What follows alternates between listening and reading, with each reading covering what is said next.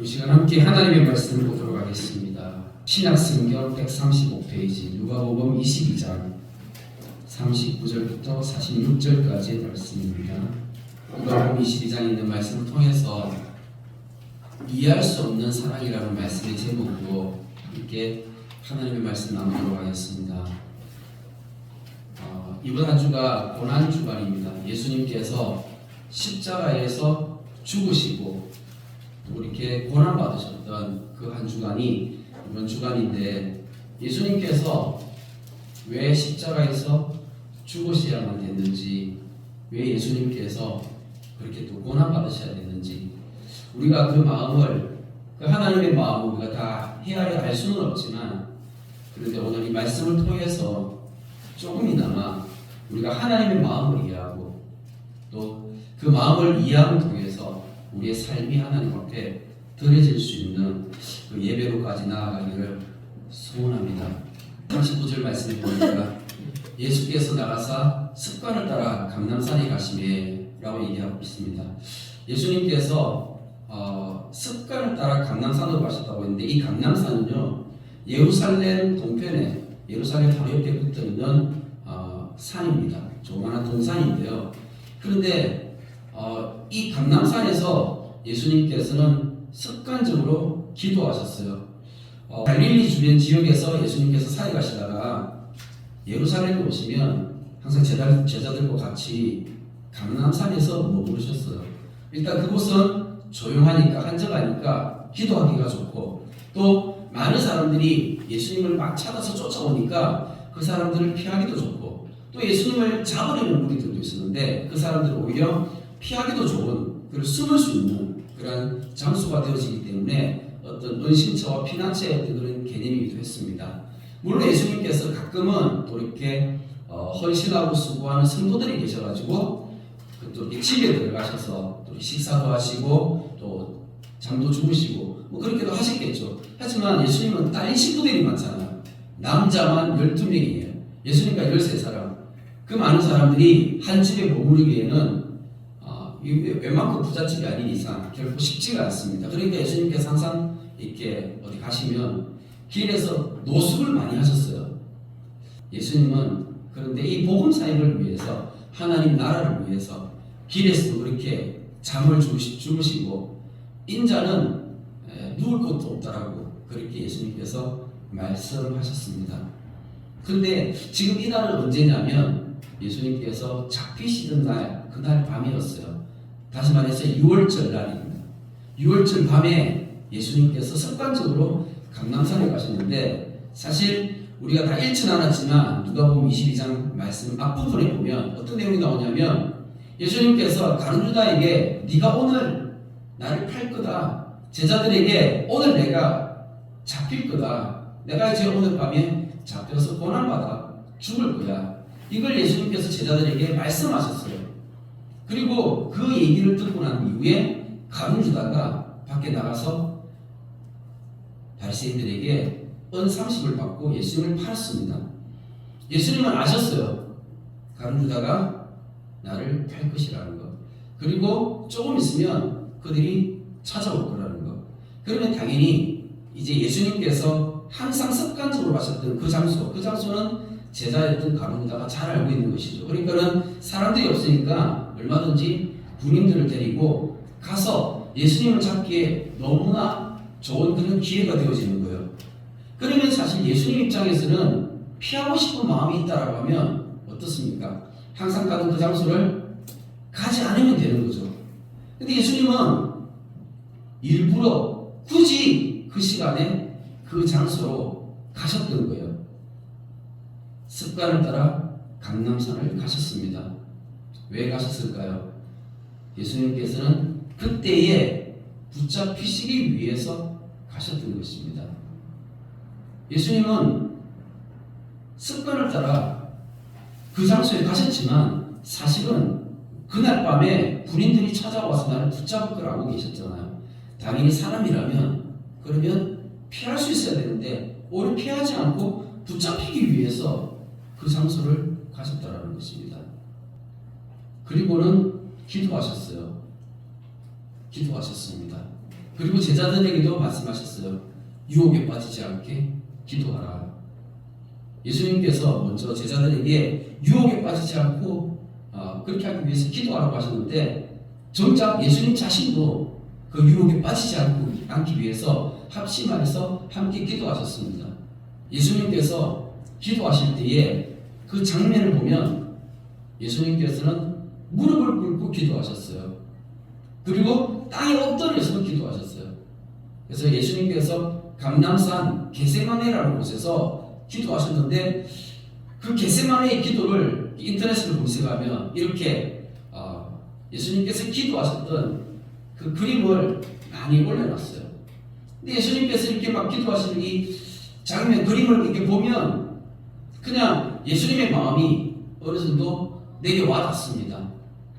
예수님께서 이렇게 무릎을 꿇으시고 엎드려서 기도하셨는데 이때 기도하실 때 우리가 읽었더니 누가복음의 말씀에는 어떻게 표현해놨냐면 땀이 땅에 떨어지는 핏방울같이 되더라라고 얘기하고 있어요. 저는 어렸을 때부터 막 설교를 드리면서 많은 목사님들이 이렇게 기도해야 된다면서 막 그렇게 설교를 하세요. 근데 제가 지금까지 살아오면서 평생을 제가 교회를 다니면서 예수님 믿었지만 저 단 한 번도 땀방울이 핏방울 되기까지 그렇게 기도해 본 적이 없습니다. 이거는 내 힘으로 되는 게 아니에요. 내가 이렇게 기도하고 싶다라고 되는 게 아니라고요. 그런데 44절 말씀해 보니까 예수께서 힘쓰고 애써도 간절히 기도하셨다고 했는데 여기서 힘쓰고 애썼다라는 이 단어가요. 이 헬라어를 보니까 투쟁하면서 싸우면서라는 단어예요. 예수님께서 싸우시면서 싸움하는 것처럼 그렇게 기도를 하셨다는 거예요. 그러니까 무릎을 꿇고 땀이 엎드려가지고 땀방울이 핏방울이까지 막 쏟으시면서 막 기도를 하시는데 누구랑 막 싸우는 것처럼 그렇게 기도하셨다는 거예요. 저도 간절한 마음으로 하나님 앞에 기도해봤지만 때로는 하나님께서 주신 어떤 그런 눈물들이 있어가지고 펑펑 울면서 눈물을 흘리면서 기도해봤지만 한 번도 이렇게 기도해 본 적이 없어요. 왜냐하면 이건 내가 하고 싶다라고 되는 게 아니거든요. 이런 기도로 내가 하고 싶다라고 되는 게 아니에요. 그런데 예수님은 왜 이렇게 기도하셨을까? 예수님께서는 도대체 무슨 사정이 있으시길래 예수님께서는 도대체 지금 왜 이렇게 기도하셔야만 되는지 우리가 오늘 말씀을 통해서 한번 생각해 보았으면 좋겠습니다. 예수님의 그 마음 가운데 두려움이 있는데 그러면 예수님께서 가지셨던 그 두려움은 어떤 두려움이었을까요? 예수님께서 지금 십자가에 달리시기 바로 직전에 이 겟세마네 동산에서 기도하시면서 가지셨던 그 예수님의 두려움, 혹시 죽음에 대한 두려움이 있었을까요? 예수님의 그 마음 가운데 죽음에 대한 두려움. 예수님은 제자들에게 말씀하셨어요. 내가 3일이 지나면 다시 살아날 거야. 그러면 예수님께서 이제 죽으셨다가 3일이 지나면 다시 살아나실 텐데 예수님께서 이 죽음에 대한 두려움과 공포 때문에 예수님께서 그렇게 싸움하는 것처럼 몸부림치면서 땀방울이 핏방울 되기까지 그렇게 예수님께서 기도하셨을까요? 근데 이것은 아니라는 거죠. 그렇지 않습니까? 이건 아니겠죠. 자, 그렇다면 우리가 또 한번 생각해 볼 수 있는 것이 예수님께서 십자가를 지심에 있어서 어떤 그 육체적인 고통과 수치심들이 오히려 그것에 대한 어떤 두려움으로 인해서 예수님께서 그렇게 몸부림치면서 기도하셨을까요? 예수님께서 십자가를 지실 때에 가시멜명환을 쓰셨어요. 머리에다가 가시멜명환을 쓰면 어떻습니까? 머리에 가시가 찍혀가지고 피가 막 엄청나게 흐르겠죠. 엄청난 고통이 있겠죠. 우리가 손가락에 가시가 찔려도 아픈데 머리에 가시에 박히면 얼마나 힘들겠습니까? 그러면 이런 육체적인 고통, 예수님은 채찍에 맞으셨어요. 사실 제가 옛날에 한 20년 전입니다. 그때 패션 오브 크라이스트라는 영화를 봤는데 그 영화에서 예수님 채찍 맞으시는 장면을 보면서 정말 내가 흐르고 싶어서 그런 게 아니라 그냥 저절로 눈물이 나더라고요. 그런 장면을 보면서. 그러면 예수님은 그 엄청난 육체적인 고통, 그것을 감내할 것을 생각하시면서 이것 때문에 예수님께서 내가 너무 힘들 것 같아서, 너무 그것이 고통스러울 것 같아서 예수님 두려우셨을까요? 예수님이 양손에 못이 박혔어요. 발에도 못이 박혔습니다. 손과 발에 못이 박히셨고, 그리고 허리에는 창이 또 찔렸어요. 십자가 달려 있을 때, 예수 위에 달리실 때 군인이 밑에서 창을 가지고 찔렀습니다. 그러면 창끝이 어떻게 됩니까? 이렇게 밑에서부터 내 심장과 폐부를 그대로 찔러버리겠죠. 엄청난 고통이겠죠. 그런 것들이 두려우셨을까요? 아니면 예수님은 벌거벗겼습니다. 벌거벗겨졌어요. 벌거벗겨지는 것은 엄청난 수치이지 않습니까? 이런 어떤 수치심과 어떤 이런 육체적인 고통들이 예수님에게 두려움을 주었을까요? 예수님께서 진짜 싸우시기까지 몸부림치면서 기도하셨을 때 예수님의 두려움은 이것도 아니라는 겁니다. 이것도 아니에요. 예수님은 이것 때문에 그렇게 고통받으셨고 그렇게 두려워하시면서 기도하셨던 게 아니라는 겁니다. 예수님은 세상 죄를 지고 가셨습니다. 세례요한이 예수님에 대해서 세상 죄를 지고 가는 하나님의 어린 양이다라고 그렇게 얘기했어요. 예수님은 우리 한 사람 한 사람 나의 죄, 그리고 우리 성도님들 한 사람 한 사람의 죄를 다 이렇게 짊어지셨어요. 세상 죄를 다 짊어졌다라는 것은 그 죄의 무게가 얼마나 크겠습니까? 그 많은 사람들, 이 세상의 모든 사람들에게 죄를 다 더하면 그 죄의 무게가 얼마나 큽니까? 그 엄청난 죄의 무게를 예수님께서 다 짊어지셨으니까 그것이 너무 힘들고 그것이 너무 고통스럽고 그런 어떤 신적 부담감이 있으셔가지고 예수님께서 지금 죽으시기 전에, 잡히시기 전에 마지막 기도하시면서 땀방울이 핏방울 되기까지 그렇게 기도하셨을까요? 근데 이것도 아니라는 것입니다. 성경을 읽어보니까 이것도 아니라는 거예요. 진짜 예수님께서 땀방울이 핏방울 되기까지 기도하셨던 그 이유가 무엇인가? 그 이유는 바로 하나님과의 관계가 일시적으로 단절되어지는 고통인 것입니다. 근데 이것은 사실 우리가 이해할 수가 없습니다. 이해할 수 없는 거예요. 근데 우리가 성경을 통해서 우리가 지식적으로 우리가 그 예수님의 마음을 우리가 이해하거나 헤아릴 수는 없지만 우리가 지식적으로 조금은 우리가 이게 이런 거구나라는 것은 생각해 볼 수가 있습니다. 예수님께서 하나님 아버지와의 관계가 일시적으로 단절된다는 것을 이해하기 위해서는 먼저 하나님이 삼위일체 하나님이심을 이해하셔야 돼요. 삼위일체라는 단어는 사실 성경에 나오지 않습니다. 성경에는 없는 단어이지만 우리가 신학적으로 하나님을 이해하기 위해서 만드는 용어예요. 그래서 삼위일체라는 이 용어를 우리가 바르게 이해해야지만이 하나님은 이런 분이시구나 알 수가 있는데 그 하나님은 어떤 하나님이신가? 하나님은 아버지와 아들과 성령 하나님, 세 분 하나님이 계시다라는 거예요. 근데 우리가 교회를 다니면서 사실 어렸을 때부터 이 세 분 하나님에 대해서 조금 오해하고 잘못 배운 게 양태론적으로 배웠어요. 그것은 이단 사상입니다. 예수님께서 십자가 죽으셨는데 예수님께서 죽으시기 전에 기도하시면서 땀방울이 핏방울 되기까지 기도하셨잖아요. 예수님께서 왜 그렇게 기도하셨는지 우리가 그것을 이해하기 위해서 이 말씀을 지금 나누고 있는 것입니다. 예수님께서 하나님의 아들이시다는 거예요. 그런데 많은 사람들이 이 삼위일체를 오해하는 게 뭐냐면 한 분 하나님이 새 모양으로 나타나는 것으로 이해하고 오해하고 있는 것입니다. 근데 그것을 양태론이라고 하는데 이것은 이단 사상이에요. 잘못된 거예요. 초대 교회 때부터 있었던 거예요. 처음부터 있었어요. 삼위일체라는 말은 성부와 성자와 성령 하나님, 세 분 하나님, 서로 다른 인격을 가지신 세 하나님이세요. 하나님 세 분이신데, 그런데 그 세 분 하나님이 사랑으로 연합하셨다라는 거예요.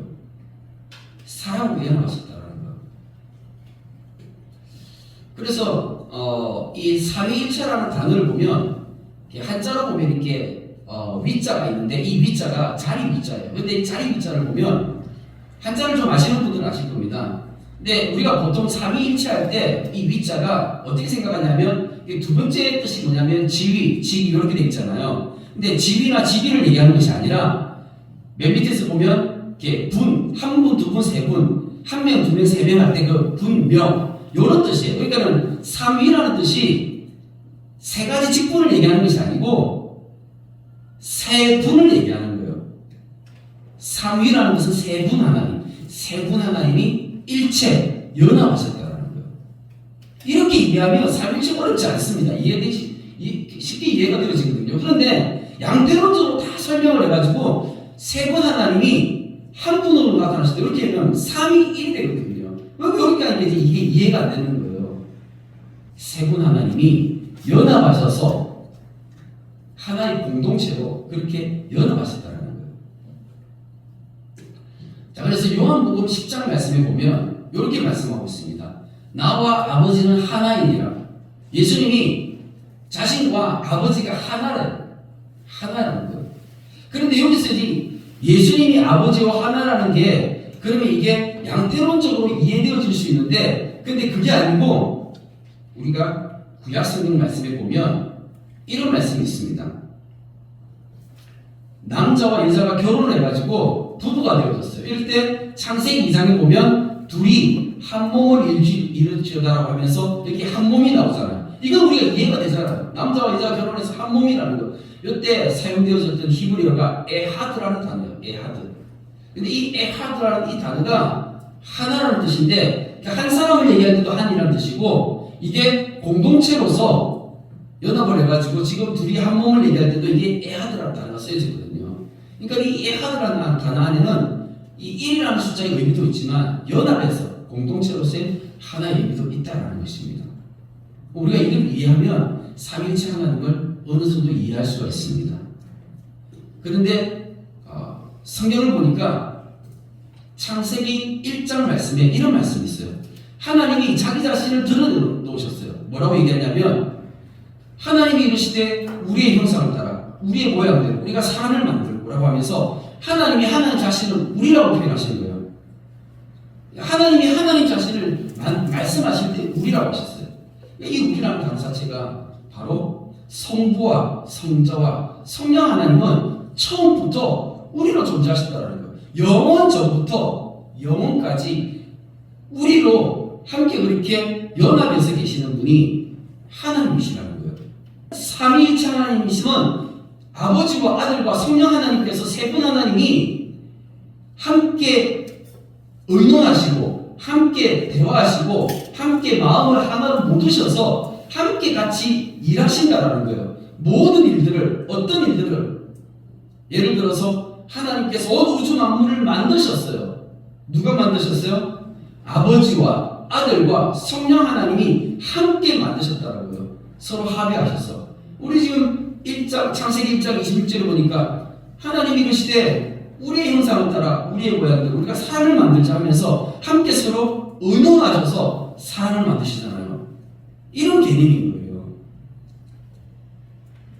그런데 하나님이 함께 일하시기 위해서는 그러면은 반드시 전제되어져야 될 조건이 있는 거예요. 그게 뭘까요? 무엇이 전제해야지만이 하나님이 하나로 연합하실 수 있을까요? 뗄래야 뗄 수 없는 사랑인 것입니다. 하나님은 처음부터 사랑이세요. 하나님은 사랑의 하나님이세요. 하나님은 사랑의 하나님이시기 때문에 처음부터 하나님은 사랑으로 연합하셨고 그 사랑이 영원히 가시는 것입니다. 사도 요한, 예수님이 제자였던 사도 요한이 이 예수님과 3년 반 동안 함께 다니면서 예수님을 만났죠. 예수님 보았죠. 예수님과 함께했죠. 그리고 예수님 죽으시고 살아나서 하늘로 올라가셨어요. 그리고 이 사도 요한이 오랜 시간이 지나면서 그 예수님에 대해서 묵상을 하는 거죠. 묵상을 하면서 그 예수님의 제자였던 사도 요한이 요한복음을 기록했습니다. 나중에 나이가 90세가 넘어가지고 이 요한복음을 기록을 했어요. 근데 사도 요한이 이 요한복음을 기록할 때 예수님에 대해서 뭐라고 기록했냐 이렇게 표현하고 있습니다. 요한복음 1장 1절 말씀에 태초에 말씀이 계시니라 이 말씀이 하나님과 함께 계셨으니 이 말씀은 곧 하나님이시니라 하면서 말씀이 곧 하나님이신데 이 말씀이 곧 예수님이세요. 처음 천지가 만들어질 때 그때 빛이 있으라 소리가 있었는데 이 빛이 있으라는 이 소리가 바로 예수님이었다는 거예요. 이 예수님이 창조주 하나님이시고 우리가 믿는 하나님은 삼위일체 하나님이세요. 성부와 성자와 성령 하나님 이 세 분 하나님께서 영원 전부터 함께 하셨고 앞으로 영원까지 함께 사랑으로 연합하실 그 하나님 우리 그 하나님을 믿는 것입니다. 자, 그런데 조금 전에 예수님께서 십자가 달리시기 전에 겟세마네 동산에서 기도하실 때 땀방울이 핏방울 되기까지 그렇게 막 몸부림치면서 싸우듯이 기도하셨잖아요. 왜 그러셨을까요? 거기에 대해서 답변으로 제가 아까 뭐라고 했습니까? 일시적으로 이 사랑의 관계가 깨어진다는 거예요. 하나님의 사랑은요 완전하신 사랑이에요. 아버지와 아들과 성령 하나님 이 세 분 하나님의 관계는요 완전한 사랑이고 너무나 아름다운 사랑이에요. 그런데 그 하나님의 사랑에 살짝 스크래치가 나면 어떨 것 같습니까? 혹시 트롤리 딜레마라는 말을 들어보셨습니까? 이게 뭐냐면 이런 내용이에요. 기차가 다닙니다. 근데 기차가 다니는데 이 기차가 고장난 기차예요. 브레이크가 고장났어요. 브레이크가 고장났기 때문에 지금 기차는 그냥 달릴 수밖에 없는데 이 기차 이 철로 위에 지금 5명의 인부가 지금 이 철로를 지금 공사를 하고 있는 거예요. 기차가 브레이크가 고장났기 때문에 그냥 갈 수밖에 없어요. 그런데 저기 보면 나가 있죠. 내가 있어요. 나는 뭐 하는 사람이냐면 이 철로를 기차가 달릴 때 철로를 이렇게 바꿀 수 있는 그런 이제 이 변속기를 내가 잡고 있는 거예요. 손으로 이렇게 이 락을 잡아당기면 그러면 철로선이 바뀌어가지고 원래 A로 직진해가 가야 되는데 이게 B로 바뀔 수 있는 거예요. 내가 이렇게 B로 딱 틀게 되면 그러면 거기에는 지금 인부 한 사람이 거기서 지금 일하고 있는 거예요. 그러면 기차가 지금 그냥 가만 놔두면 그냥 쭉 달리다가는 5명의 인부가 그대로 기차에 쳐가지고 죽게 되는 거예요. 저기 보면 나가 나오죠? 자, 내가 라바를 잡고 있어요. 잡고 있으면 이거를 그냥 브레이크는 지금 고장났기 때문에 기차를 내가 통제할 수 없습니다. 그러면 어떻게 하시겠습니까? 그냥 5명이 그냥 그대로 치게끔 두시겠습니까? 아니면 라바를 잡아당겨서 한 사람이 있는 쪽으로 틀어서 저 한 사람을 대신 희생시키시겠습니까? 어떻게 하시겠습니까? 자, 당연히 한 사람으로 돌린다. 자, 그러면 다시 한번 두 번째 질문을 던지겠습니다. 이 두 번째 질문은 뭐냐면 저기 공사장에서 일하는 5사람은요 어떤 사람이냐면 범죄자들이에요. 사형수들이에요. 그래서 이제 며칠 있으면 흉악한 범죄자들이라 가지고 이제 며칠 있으면 사형 집행을 당해가지고 그냥 죽을 사람이에요. 자, 그런데 지금 B에서 일하는 저 한 사람은 내 사랑하는 아들이고 너무너무 착하고 성실하고 정직한 사람이에요. 아무 죄가 없어요. 자, 이랬을 경우에 기차가 지금 오고 있습니다. 어떻게 하시겠습니까? 상황은 똑같습니다. 그런데 앞에하고 뒤에하고 어떤 차이점이 있습니까? 앞에는 이 사람들이 누구지에 대한 설명이 없었고 뒤에는 그냥 제가 이 5사람과 한 사람이 어떤 사람인지를 설명해 드렸습니다. 어떻습니까? 사실 정답은 없습니다. 정답은 없지만 이런 질문을 생각하게끔 던지는 거 이게 트롤리 딜레마예요. 딜레마라는 것 자체가 머릿속에서 그냥 정답이 없으니까 복잡한 거잖아요. 그죠?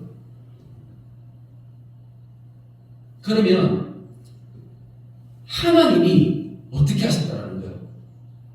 지금 하나님께서 어떻게 하셨다라는 거예요? 하나님께서 지금 라바를 지금 잡아당기셔서 한 사람, 자기 아들에게로 지금 이걸 풀었다라는 거잖아요. 그러면 제가 이해할 수 없는 게 있어요. 제가 이해할 수 없는 건 뭐냐면 A의 저 범죄자 5사람의 가치와 내 아들, 사랑하는 아들, 이 한 사람의 가치가 어떻게 더 크다라는 거죠. 어떻게 더 큽니까? 내 사랑하는 아들, 이 한 사람의 가치보다 저 흉악한 범죄자, 이제 며칠 있으면 사형 집행 당한 저 5사람의 가치가 더 크다라는 거 아닌가요? 이게 쉽지 않은 것입니다. 내가 이해할 수 없는 거는요, 내가 이해할 수 없는 것은 내가 하나님입니까? 내가 하나님인가요? 아니면 내가 하나님이 만드신 그냥 피조물인가요? 나는 하나님 만드신 피조물이에요.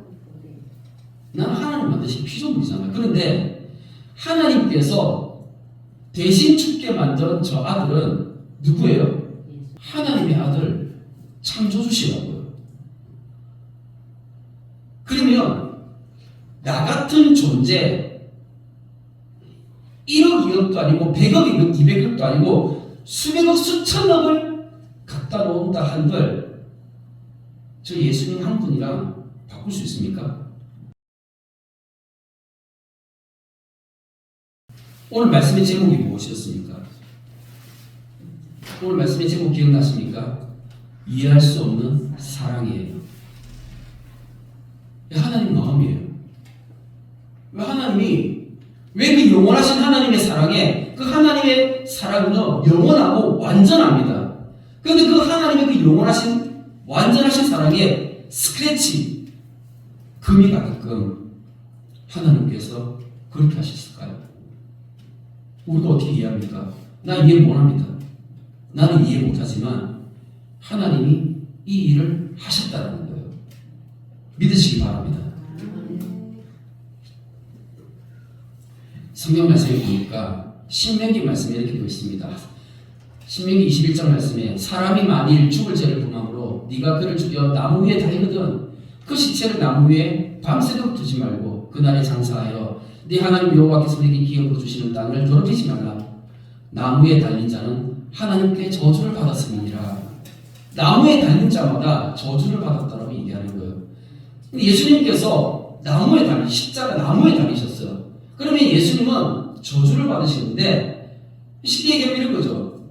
예수님께서 우리를 대신해서 십자가에 달리셨을 그때에 하나님이 나 너 몰라 저주하시기까지 모른다라고 하셨다라는 거예요.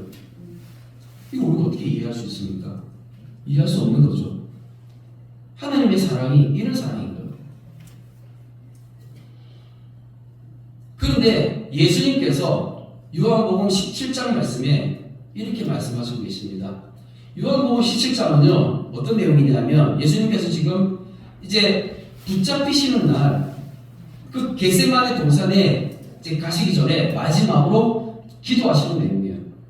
예수님께서 그 붙잡히시는 날에 기도하셨던 내용을 이제 사도 요한이 이렇게 기록을 하면서 그 요한복음 17장 그 말씀이 전체적으로 딱 한 가지를 얘기하는 건데 이 한 가지 내용이 뭐냐 하면 이건 거예요. 아버지여 내게 주신 아버지의 이름으로 그들을 보존하사 우리와 같이 그들도 하나가 되게 하옵소서. 21절 말씀에 보니까 아버지여 아버지께서 내 안에 내가 아버지 안에 있는 것 같이 그들도 다 하나가 되어 우리 안에 있게 하사 세상으로 아버지께서 나를 보내신 것을 믿게 하옵소서. 그들도 하나가 되게 하옵소서. 그들로 온전함을 이루어 하나가 되게 해주십시오. 예수님께서 지금 요한복음 17장 말씀에 보니까 십자가 다니시기 전에 그 겟세마네 동산을 향해서 가시면서 마지막으로 기도하실 때 그 내용이 그들로 하나가 되게 하라는 거예요. 여기서 그들이 누구죠? 우리예요. 교회 예수님의 제자들, 곧 교회를 얘기하는 거예요. 우리 교회가 하나 되게끔, 다른 말로 하면 이 하나의 모형이 어디 있는데요? 이 하나의 원형이 어디 있어요? 원형. 삼위일체 하나님이시잖아요. 아버지와 아들과 성령 하나님께서 영원 전부터 사랑하셔서 영원까지 사랑하시는 그 하나님의 사랑을 제자들인 우리에게, 제자들인 나한테 가르쳐 주시기 위해서, 하나님의 사랑을 가르쳐 주시기 위해서 하나님의 그 영원한 사랑에 스크래치 내시면서까지 우리한테 사랑하라 말씀하신 거예요. 이해할 수 없는 사랑인 것입니다. 그런데 이게 너무나 중요한 겁니다. 예수님께서 십자가에서 죽으신 것은 무엇 때문에요? 우리가 서로 사랑하라고, 교회가 하나 되어지는 것을 보기 원하시는 것입니다. 그러면서 예수님은 나를 구원하시고, 여러분 한 사람 한 사람을 구원하시고, 우리 다 구원하셔서 우리가 서로 사랑 안에서 하나 되게끔 하신, 이게 하나님 아버지의 계획이었고, 예수님께서 아버지여 내 원대로 마옵시고 아버지 뜻대로 되기를 원하나이다 하면서, 예수님은 그 영원한 사랑의 스크래치 나는 거 원치 않으셨어요. 하지만 이게 하나님 아버지 뜻이니까 하나님 내가 순종하겠습니다 하면서 예수님 순종하셨던 거죠. 이게 진짜 하나님의 사랑이라는 것입니다. 오늘 우리가 읽었던 그 말씀 가운데 45절 말씀에 기도 후에 일어나 제자들에게 가서 슬픔으로 인하여 잠든 것을 보시고 하면서, 예수님의 제자들이 그 겟세마네 동산에서 예수님은 멀찌감치해서 무릎을 꿇고 땅에 엎드려가지고 땀방울이 핏방울 되기까지 그렇게 막 싸우는 듯이 그렇게 기도하셨어요. 근데 제자들이 그걸 이렇게 옆에서 바라보고 있었잖아요. 제자들의 마음이 어땠을 것 같아요? 조금 전에 유월절 식사를 하면서 예수님께서 나 이제 오늘 밤에 잡히고 나 이제 죽을 거야 말씀하셨어요. 제자들은 그게 무슨 말인지 다 이해하지 못했습니다. 그리고 함께 겟세마네 동산에 가가지고 예수님께서 몸부림치시면서 이렇게 기도하시고 쓰러져 계신 것을 멀찌감치서 지켜보고 있는 거예요. 그랬더니 제자들의 마음, 뭐가 뭔지는 모르지만 제자들의 마음 가운데 확 밀려온 것이 뭐예요? 슬픔인 거예요. 제자들의 마음 가운데 슬픔이 뭔지는 모르지만 그 예수님의 그 말씀과 예수님의 그 모습을 보면서 슬픔이 밀려왔던 거예요. 근데 그 슬픔으로 인하여서 잠이 들었습니다.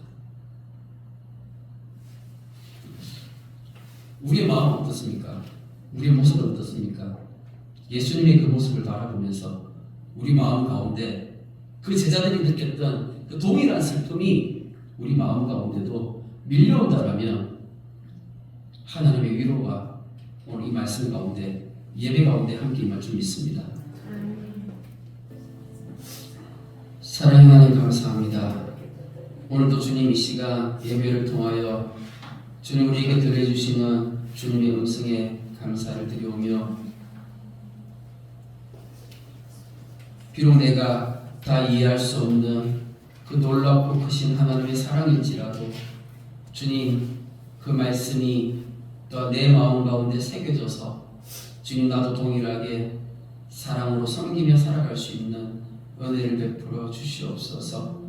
주님 내가 이 땅 가운데 작은 예수로 그렇게 내가 주님 닮아가며 또한 주님 많은 사람들을 사랑하고 섬길 수 있도록 주님 내가 이 세상이 작은 빛이 되어 살아갈 수 있는 은혜를 베풀어 주시되, 우리 주님의 교회가 이 세상에 빛과 소금의 역할을 감당할 수 있기까지 주님 우리를 그렇게 인도하여 주시옵소서.